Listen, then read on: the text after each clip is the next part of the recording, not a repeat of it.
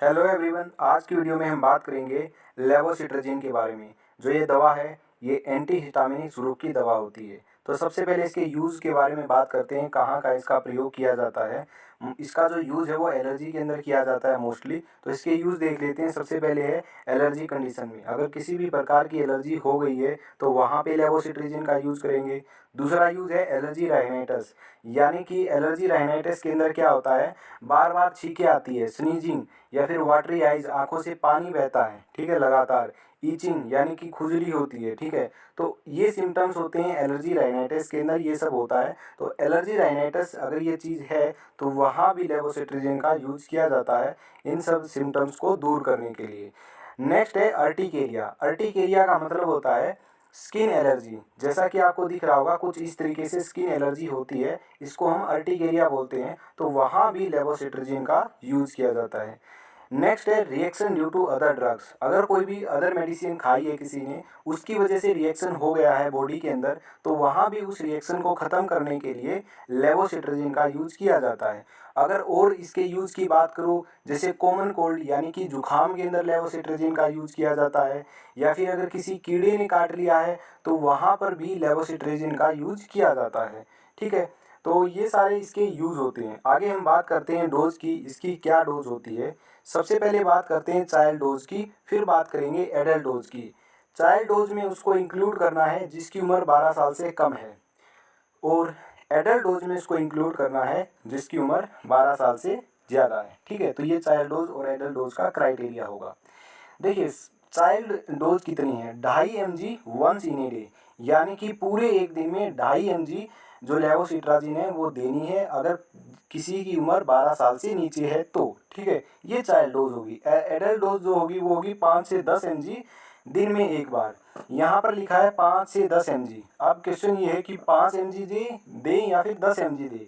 देखिए अगर ज़्यादा ही कंडीशन ख़राब है, ठीक है, ज़्यादा ही एलर्जी हो गई है मान लो, तो वहाँ पे 10 mg डॉक्टर के द्वारा प्रिस्क्राइब की जाती है। Otherwise mostly 5 mg adult dose दी जाती है। तो 10 mg डॉक्टर पेशेंट की कंडीशन को देखकर प्रिस्क्राइब करता है। तो मोस्टली तो 5 mg ही दी जाती है, ठीक है। तो ये एडल्ट डोज होगी। 5 से 10 mg दिन में केवल एक ही बार देना है, ठीक है। और बेस्ट रहता है रात को सोते टाइम, सोने से पहले 1 घंटा पहले अगर इसको ले लिया जाए तो ये बेस्ट रहता है, ठीक है।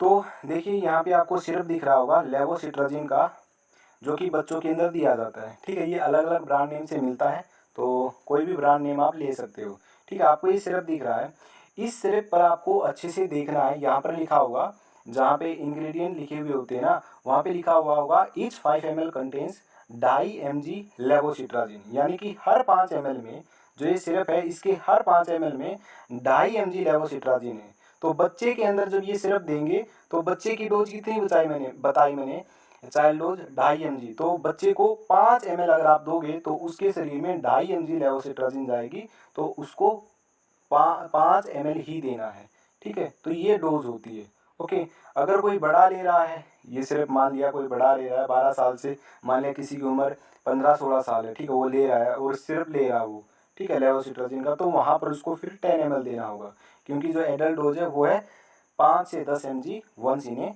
डे, ठीक है। तो ये आपको याद रखना है। वैसे तो टैबलेट आती हैं, ठीक है, मोस्टली टैबलेट ही दी जाती हैं। अगर किसी को टैबलेट लेने में परेशानी हो रही है, कोई एडल्ट है, ठीक है, तो वहाँ पे वो सिर्फ ले सकता है। वैसे तो किसी को प्रॉब्लम नहीं होती है, एक आध को ही प्रॉब्लम होती है। अब हम थोड़ा सा बात करते हैं सिट्राजिन और लेवोसिट्राजिन के डिफरेंस के बारे में। देखिए हमने ऑलरेडी वीडियो बनाई हुई है सिट्राजिन के बारे में। सिट्राजिन जो दवा है वो भी एलर्जी कंडीशंस के में यूज़ की जाती है, और जो लेवोसिट्राजिन दवा है वो भी एलर्जी कंडीशंस के अंदर यूज़ की जाती है। लेकिन बात ये आती है इन दोनों में डिफरेंस क्या है, व्हाट इज़ द डिफरेंस। देखिए डिफरेंस मैं आपको बताता हूँ।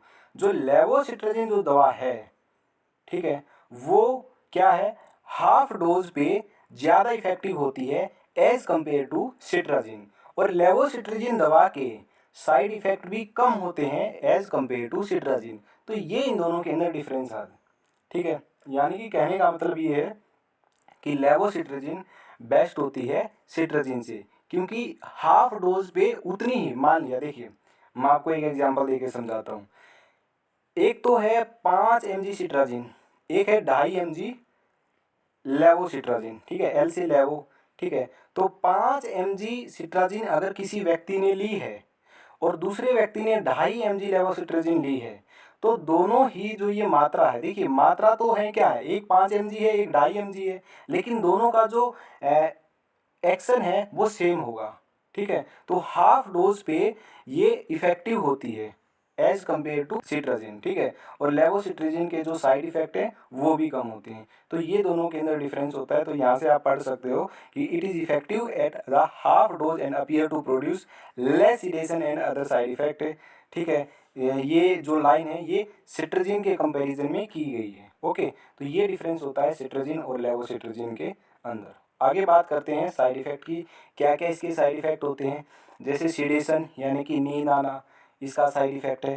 तो अगर इसका साइड इफेक्ट नींद आना है, तो जैसे किसी को लेवोसिट्राजिन लेने के बाद नींद आ सकती है, तो लेवोसिट्राजिन अगर ये दवाई किसी ने ली है तो उसके बाद ड्राइव नहीं करना चाहिए, हाइट पर नहीं जाना चाहिए। कोई भी हैवी मशीनरी अगर कोई यूज करता है, ठीक है, हर रोज़ जिसकी जॉब है, तो उसको ये दवा लेने के बाद हैवी मशीनरी यूज़ नहीं करनी है। तो ये कॉमन प्रिकॉशंस है जो कि दवाई लेने के बाद रखी जानी चाहिए, ठीक है। क्योंकि जो ये दवा है ये सिडेशन कोज करती है, यानी कि इससे नींद आती है, और इसलिए रात को सोने से पहले रेकमेंड की जाती है, ठीक है। ताकि क्योंकि रात को तो आदमी क्या है, सोता ही है, तो दवाई लेने के बाद सिडेशन कोज करती रही ये दवा तो कोई फर्क नहीं पड़ने वाला है, ठीक है। इसलिए ऐसा कहा जाता है डॉक्टर्स के द्वारा कि बेटर है कि अगर आप रात को सोने से पहले इसको ले लो तो, ठीक है। तो सिडेशन ये कोज जरूरी नहीं है कि करेगी, कर भी सकती है, ठीक है।